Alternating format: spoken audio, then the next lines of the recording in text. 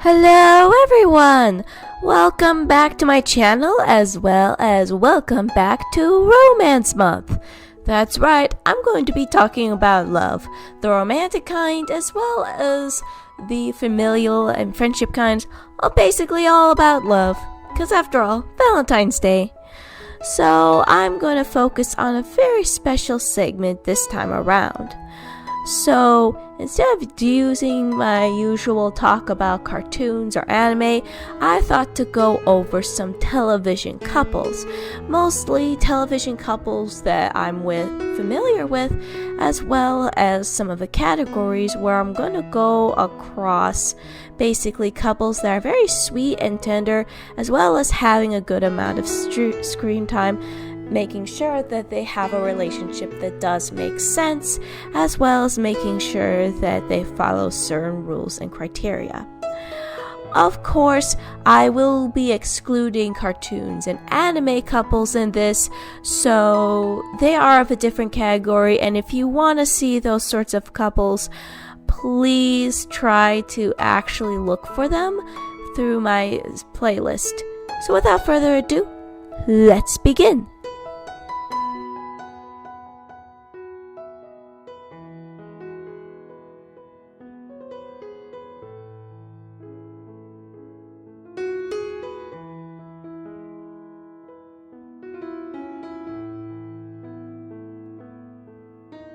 Probably a couple that's in a least talked about show, Kara and Miles do have an interesting history together, as well as it develops over time throughout the series in a way that isn't too corny.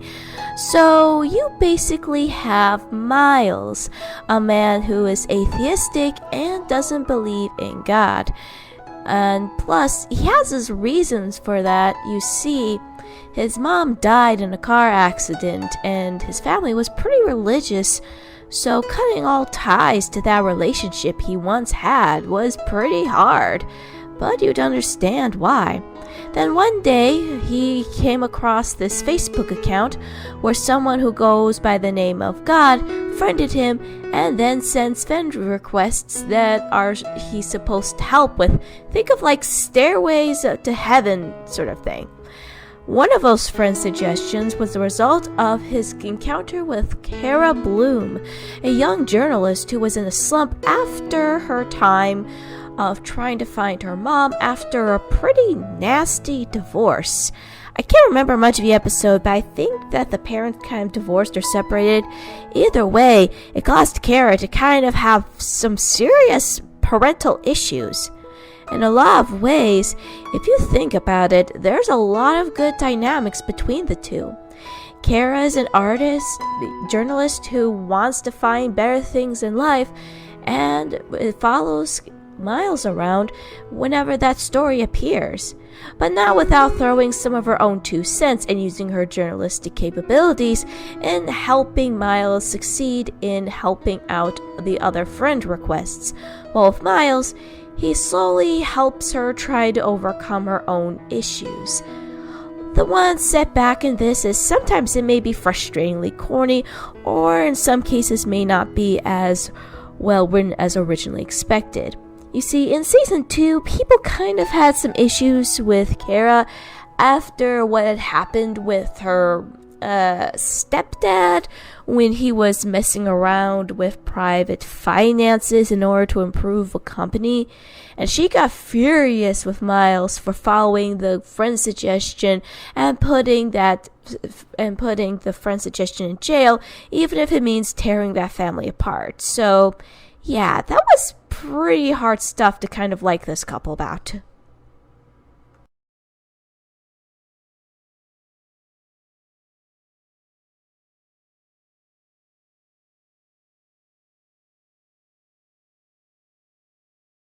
Okay, before anybody tries to kill me for this, bear in mind that with Mira and Rianne, I did find them cute, but the problem was there wasn't a whole lot of screen time with the both of them, so it was kind of hard to make the connection. Anyway, let's start with Rianne. He basically comes off as the regular castle guard who has a tendency of being a troublemaker. However, upon discovering of who the Skeksis really are and being accused of murder, well, basically, his whole life turned upside down, and things got really downhill further along the way. And then, of course, you have Deet, our sweet and precious character in the world of Thra, brought over to the surface world in order to convince the Mordra to pay attention to all the things that were going on, the nature rotting away due to the darkening. Even though she is a fish out of water, she still tries her best to make things right, as well as overcome the difficulties of the Gelfling customs on the surface. And when she encounters Rian, the interactions definitely become very interesting. Rian's not rude to her and the only Gelfling who treats her with respect, and that leads to this.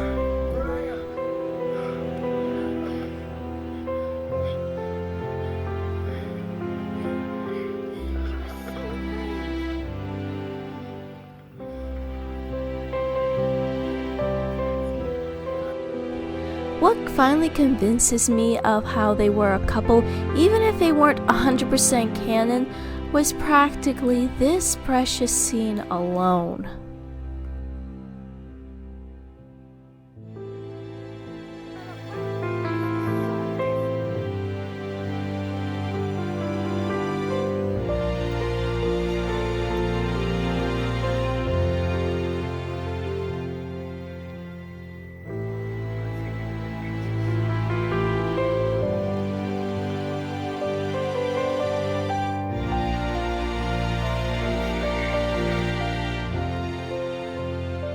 The interactions between Deet and Rian are just so sweet and pure. It's definitely like that of a couple. Deet came to Rian at his darkest hour, trying to bring some life back into him and slowly help him overcome his grief of Mira and the loss of his father. Even though we only had one season alone, these two definitely had the highest potential of being one of the best couples known on television. Their relationship is just so organic and well thought, even if it's just a bunch of puppets. This is just so pure.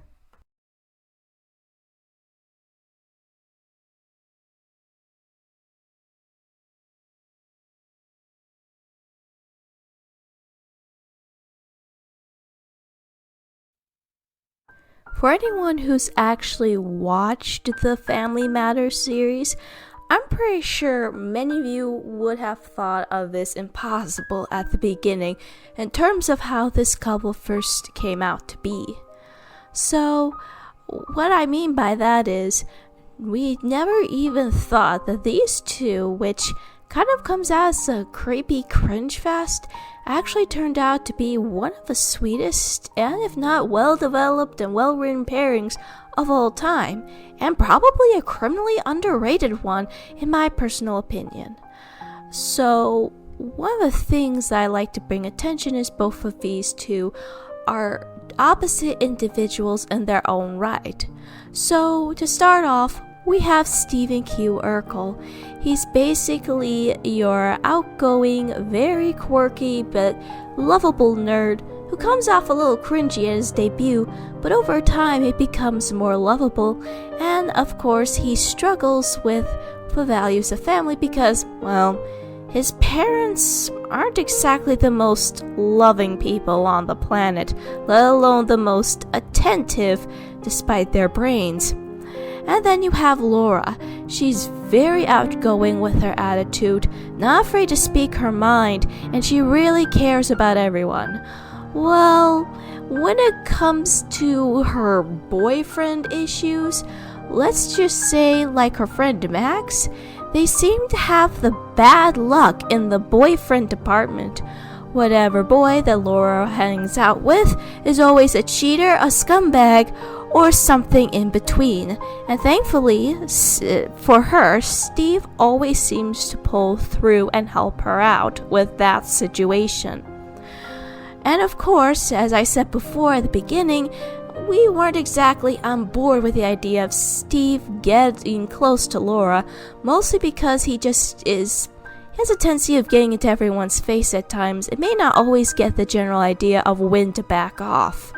And of course, Laura kind of struggles with being nice to Steve because she has a very particular thing for boys, so it's practically a struggle at this point.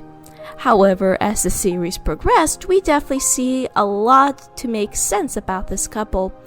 Steve is really kind-hearted and sometimes may help Laura get out of bad situations, whether it's standing up on her behalf, like she did with the bully in the one episode, or trying to take on a group of thugs that were practically degrading her. As for Laura, in time she soon grew to accept Steve and acknowledge him. She even became a nicer person because of him. In a lot of ways, this is probably a very underrated sitcom couple.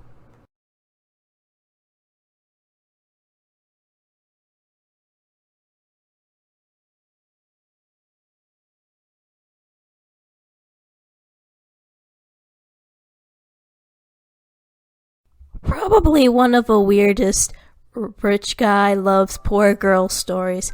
This ain't Cinderella. Actually, it focuses on a story named Fran Fine from The Nanny, who actually is dumped by her boyfriend and has to find a new job, and soon encounters Maxwell, a Broadway producer who has a lot of struggles. So before I continue with why they're such a good couple, let me back up in terms of the individuals. Oh my god, the number of times Fran got dumped by men, as well as having so many man issues. Holy cow, it's almost insane. No wonder she was so obsessed with marriage, as well as practically having issues with her love life. Fran really is a very kind and caring individual who tries to help out Maxwell Sheffield's kids whenever possible, as well as helping out her mom, while still being her usual fashionable self. While with Maxwell, he kind of struggles of dealing with that sort of thing.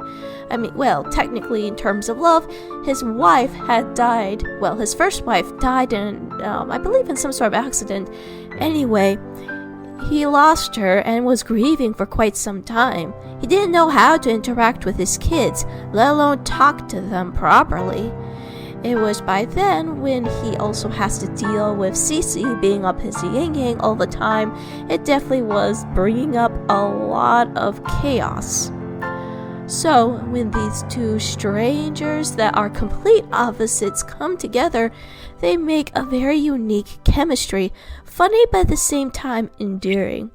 Max actually helps Fran with her love life issues, while with Fran, she actually helps Max move on with his life, as well as having a healthy interaction with his kids than he had in a very long time. And it's been happening for years until their relationship was official. This was definitely an eyebrow raiser for many people, because after all, they've been through a lot together. But in the end of the day, you really can't help but love this pair. They have a great chemistry together, as well as an organic relationship that builds up over time in a way where it's a little relatable.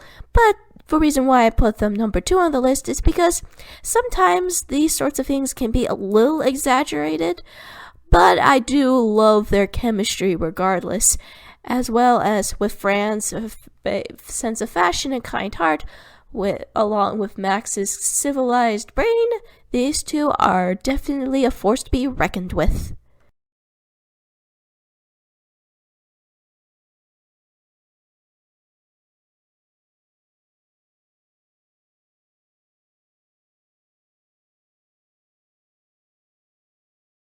They say love is strange, though the circumstances of how some people get together are even stranger.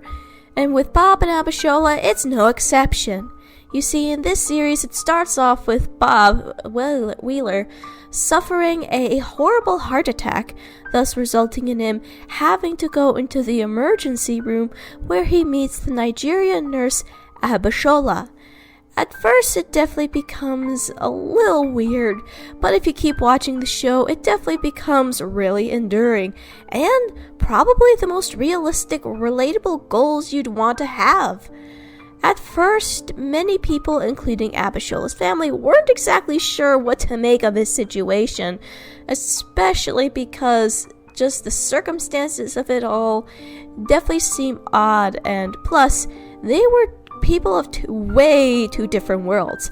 An African in America who's trying to work her way through the nursing world, and a young white guy who is trying to deal with the hectic life of his family. But weirdly enough, their relationship worked in so many ways, and was practically a saving grace. In the case of Bob with his relationship with Abishola, it helped him with his struggles, especially when his mom suddenly suffered a stroke, and considering his father died of a heart attack and he had to run the business, it was definitely very difficult for him, so Abishola was practically his rock during that difficult time. And of course, Bob helped Abishola get through her difficult times with her family, mostly with her mom, who is, putting it delicately, is a piece of work. I think if you've seen her in season 2, you can understand where I'm kind of going with this. She's not terribly cruel, but some of her antics can definitely become a bit of a headache, even for someone who is traditionally respecting elders like Abishola.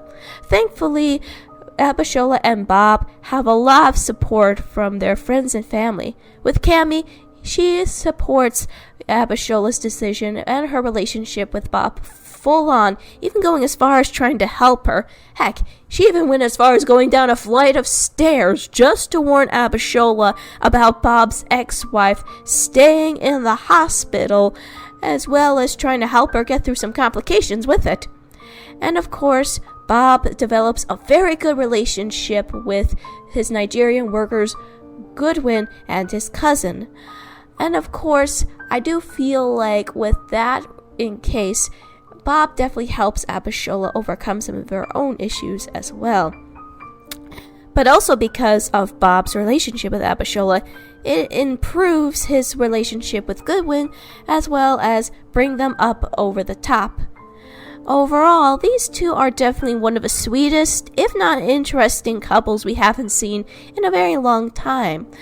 Despite their cultural differences and despite some of their opinions about certain things, they definitely overcome it all with a smile, as well as just working out issues so fantastic, not without a few hiccups and strange shenanigans as you would expect in a sitcom, but it definitely is coming off endearing and in a way that is so healthy and something that we need in today's society.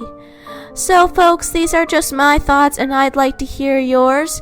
If you like other stuff from Romance Month, please go check out my videos for those. Is there any specific TV couple that you love? Remember, do a like, subscribe.